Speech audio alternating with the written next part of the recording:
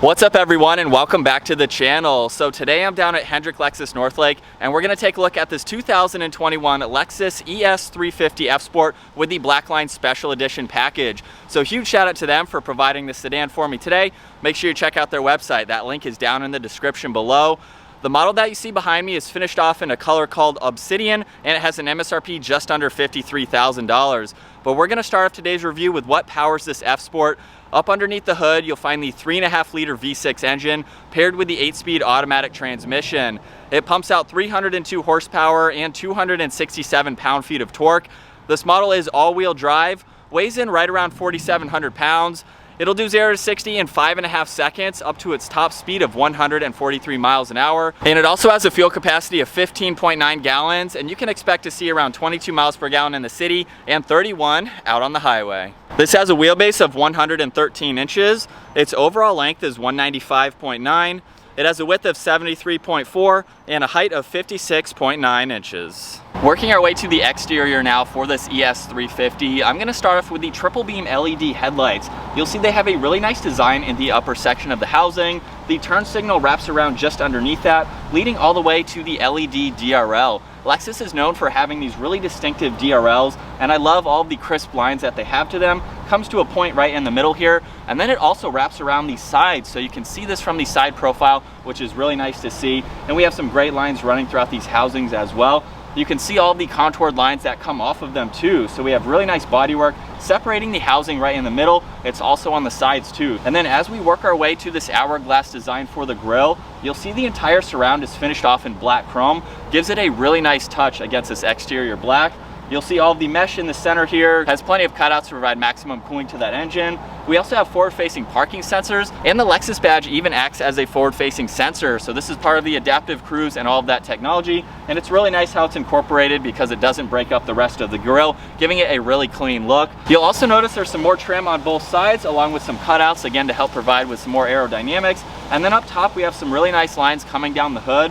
You'll also notice there's a few that kind of go off of the hourglass design here. So there's one that goes all the way up the middle of the hood, and then we have two coming down to the middle just to give it a clean look. As we work our way to the side profile now for this ES 350, I'm going to start off with the wheels that this model has. As part of the Blackline Special Edition package, you get a really nice set of 19-inch wheels, finished off in black of course. They have a 5 split spoke design to them, and they look really nice, especially with this exterior paint being black as well.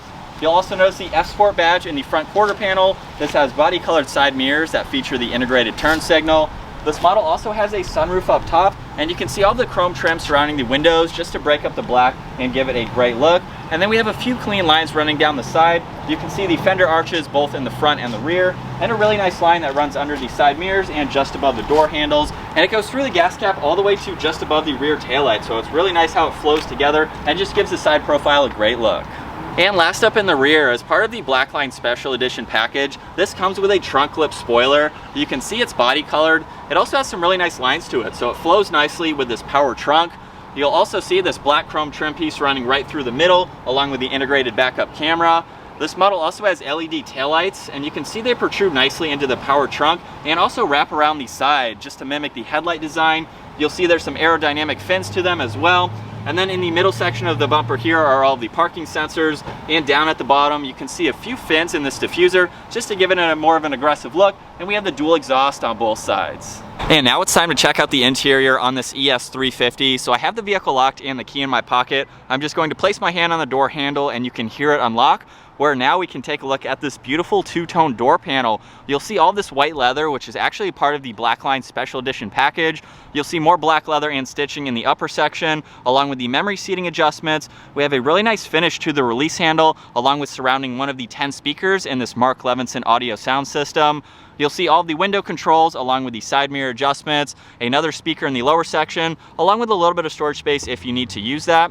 And then as we work our way to the interior, you can see Lexus down on the door sill, and now we can move on to these two-tone seats. They're primarily white. You can see F Sport up in the headrest. They are heated and ventilated seats too, which is a really nice touch. You can see the black leather running down the inner side of the bolsters, which is a really nice design. And then down on the side are some more automatic controls.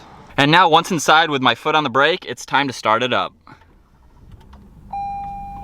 And then coming back to the gauge cluster now, you'll see over on the left side is the engine temperature, on the right side is the fuel gauge, and then right in the middle is the tach along with your miles per hour. You can also go through a lot more information by using these buttons on the left side of the steering wheel. So right now if I scroll down, you can pull up your current MPG along with the live readout. You can also pull up another range page for that and your average miles per hour.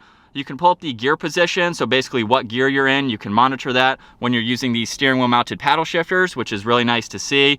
You can also look at TPMS, change the miles per hour to kilometers per hour if you'd like to, and then you can also view your adaptive cruise when that is on and running. And if I push on one button, that will shift the entire tach over to the right side, where you can pull up all of that information along with a few more settings on the left side now. So you can look at that eco indicator along with a G-force meter and pull up some of the information that I previously just showed.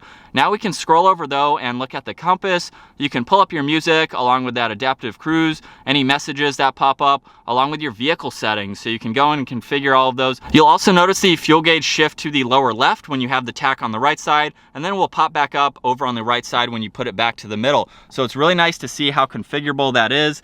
And now as we work our way to this leather wrapped steering wheel, you can see all the stitching on the inside just to give it a great look with the F Sport badge on the bottom. I already mentioned these steering wheel mounted paddle shifters. They have a really nice design to them. Over on the right side is all the cruise and adaptive cruise control settings, along with the lane keeping assist and mode and tuning for the radio. And then over on the left side, this top right button is how I shifted the tach. There's also Bluetooth and voice commands along with the volume adjustment. As we work our way to the left side of the steering wheel, down below here you can see a release for the trunk along with the fuel cap. There's a little bit of a storage bin here if you need to use it. You can see there's a few different trim pieces underneath one of the air vents. And then as we work our way back to the gauge cluster now, you can see just above it, we have the stock over on the left side. This is for traction control, so you can turn that on and off. And then over on the right side, this is for the different driving modes. So if I twist this dial up, that will go into sport mode, and you can see the tach change. If I go all the way down, that goes into eco mode. And by pushing on the end of it, we are back into normal mode. So it's really nice to be able to go through those. And then working our way to this 10-inch screen now, you can see the clock over on the left side. The navigation is currently pulled up right now, and you can control the screen by using these down below. So you'll see map and menu along with a back button, and we have the mouse trackpad just behind that. So if I click on menu right now, it will pull up this screen where you can look at the map as you can see it, along with audio, phone. You can go into the apps if you'd like to. So just by clicking on this, you can pull up any of that information and update it as needed. You can also look at your projection, which is how you pair your phone to the system. There's info and setup. You can go into the climates. So you can easily adjust the temperature if you'd like to with the fan speed, where you'd like the air to go, just by using this trackpad. So it's really nice to see that. You can also view over on the right side are shortcuts to navigation and music along with the climates. So if you're not on those or you don't have this screen up, makes it very easy to go through that information very quickly. And then just below that, you'll see there are two air vents along with the hazards right in the center. More of that trim piece runs right through the middle all the way to the passenger side. And then just underneath that, you can see a small screen readout for driver and passenger for their temperature. So you can control those individually. You'll also notice that pop up on the upper screen. We have the fan speed, where you'd like the air to go, some physical buttons for the system, which is really nice to see. So if you're not on that in the upper screen, you can quickly get to all of those, along with some radio controls. So we have power and volume for the radio, along with a shortcut to radio and media, and some seek and track buttons. And then moving our way below that, you'll see all the heated and ventilated seat controls along with the heated steering wheel. So there's two different settings for that, or you can have it on auto, which is really nice to see. And then of course, driver and passenger have those same controls. There is a CD player just underneath that. And then you'll see more of this trim surrounding all of the controls right in the center. If I open up this compartment, you will see one cup holder along with a little bit of storage space. And then there's two USB ports and an auxiliary port over on the left side. And then as we work our way to the shifter now, you'll see it's completely covered in leather. If I push the release on the left, we can go into reverse. That will pull up our backup camera so you can see the graphics along with the guidelines, and you can change the angle just a little bit if you need to and adjust the guidelines as necessary. So whatever you'd like to see there, you can quickly adjust it, and then same with the camera angle. So definitely great graphics for what's behind this. We can go all the way down into drive and pop it over into manual mode if you'd like to shift that way. And then just behind that, you can see the auto hold assist. And then we have a pretty deep compartment here. If you have any smaller items, you can push on this button here, and that will basically cut this in half, which is really nice and versatile to have depending on what you like to put there. And then as we work our way to the center armrest, if I push this button on the driver's side, you can see just how deep this compartment is. There's also a wireless charging pad in the front front of it, but definitely a lot of room for anything you'd like to place there. And then if your passenger needs to gain access to this, they can push on this button here, so they don't have to reach over this when it's open for the driver. Makes it very versatile for whoever needs to gain access to this area. And then as we work our way to the glove box, if I push this button here, you can see that open up. It has a lot of space for any items you need to place there.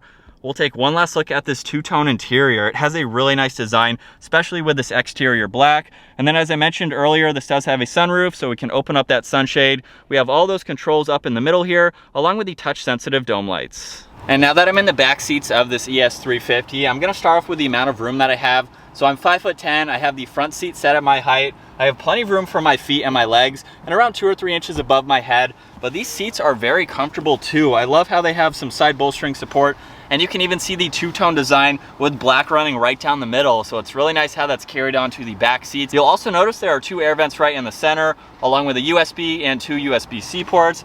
A little bit of storage behind both front seats, where you'll also notice the back has a two-tone design too. So we have black and stitching on the lower section, and then white in the upper section here. Same with the door panel. It just gives it a really cool interior design. You'll also notice too that if you don't have a center passenger, we can pull this armrest down. That also reveals 2 cup holders. And then you can also fold down this lockable compartment. So when you open that up, that gains access to the trunk area. So if you have larger items, you can easily put them through, making this a lot more versatile. And last up, it's time to take a look at the trunk storage space. So I'm just gonna use the hidden button over on the passenger side. And by pushing on that, you'll see the power trunk open up, where now we can see just how much space this has. You can see there's that cut through area if you need to put through larger items, but there's a very nice flat surface where you can put in a lot of items, and it even goes over on the passenger side and the driver's side, so you can put in larger items sideways if you need to. There's also some hidden storage over on the driver's side here, so you can see that small compartment. Same with over on the passenger side, and then right in the middle, you can open this up. You can see there's a little bit of storage if you need to use it, but there's also a few spare tire tools as well if you need to use those. But aside from that, you can see there's plenty of room for any items you'd like to place in the back. And then being the power trunk, we can just push this button up top and it will automatically close. All right, so getting the 2021 Lexus ES350 F Sport out on the road now, especially being behind this model here with the Blackline Special Edition package. This is a really nice spec. I love how all of this white really pops against the exterior black, so it's a great color combo for this vehicle. And you've already seen a few of the other goodies with the black wheels and even the added trunk lip spoiler, just to tie it in nicely and give it that extra touch for being the special edition model. But aside from that, talking about what it's like to drive now, I've had it in normal mode for a few miles, and as you would expect, it's a very comfortable ride. It's not crazy loud. This model is not meant to have a loud exhaust. This is a more luxurious sedan that you just want to cruise in, but you have the option to put it into sport mode if you'd like to.